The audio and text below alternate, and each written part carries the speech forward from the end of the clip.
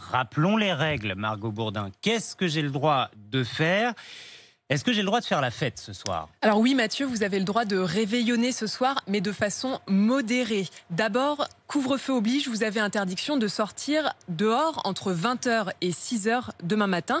Si vous vous rendez chez des amis ou des proches, il faudra donc rester dormir sur place. Sont autorisés à se déplacer cette nuit les personnes qui vont ou qui reviennent du travail ou qui se déplacent pour raison médicale. Sinon, c'est 135 € d'amende pour couvre-feu non respecté.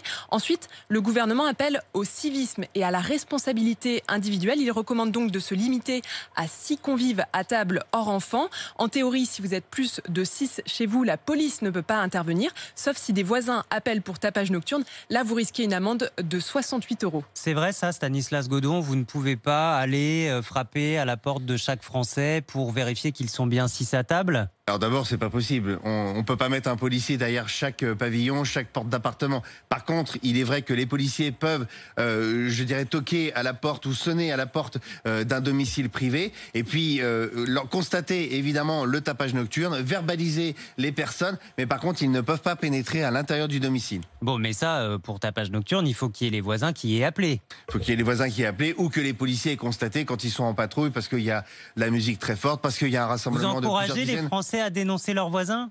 Quand même Alors, pas, on ne Stanislas fait pas Godon. d'appel à la dénonciation quand même, soyons un peu sérieux. Par contre, il est vrai que il y aura des informations qui vont forcément nous remonter. Vous savez comment ça Non se mais passe. je vous pose cette question-là parce que bon, le tapage nocturne, quand on est 6, ça peut arriver. Mais la grande question, et c'est la priorité donnée par Gérald Darmanin, si j'ai bien compris, ce sont les fêtes clandestines. Qu'est-ce que je risque, Margot ? Alors, si la fête a lieu dans un établissement fermé, dans un restaurant par exemple, ou dans une salle des fêtes, vous pouvez être sanctionné. Pareil, si vous vous rendez dans une fête organisée et payante, ça sera 135 € d'amende. Si vous êtes l'organisateur de cette fête clandestine, vous risquez une garde à vue et une poursuite pour mise en danger de la vie d'autrui.